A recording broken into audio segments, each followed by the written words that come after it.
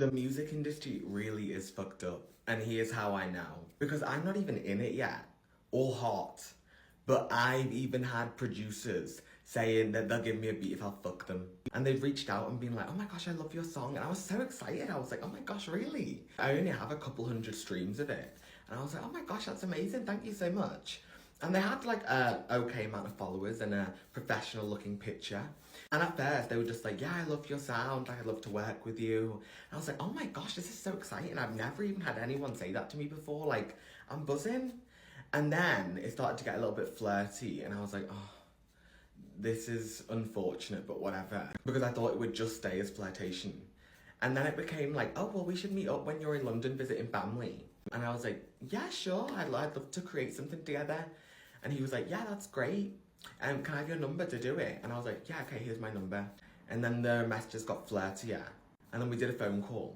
And on the phone call, he got sexual and was making it extremely flirty, saying that all the stuff he wanted to do when we met up and that. And I was like, oh gosh, like, I was scared to say no in case he's like, well, how dare you reject me, offer rescinded. So I was like, okay, I'm not saying yes to this, but I'll just try and continue the conversation about the music and not that. So he sent me a beat to rap over.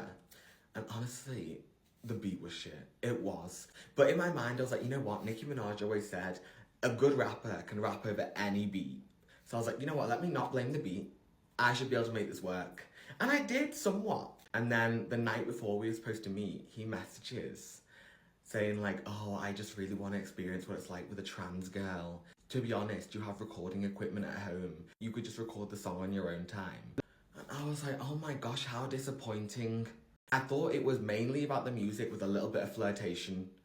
Now I find out you don't even care about the music and all you want to do is something sexual.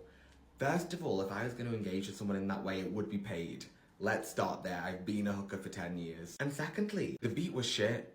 I'm not gonna fuck for a beat that's shit, and I'm not gonna suck for a beat that's not good. Do you know what I mean? So I ended up saying, you know what? I'm out.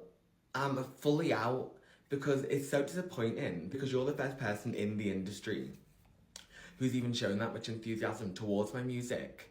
And now you're saying that basically the whole time that was just a farce so that you could engage sexually with me. It really was disappointing.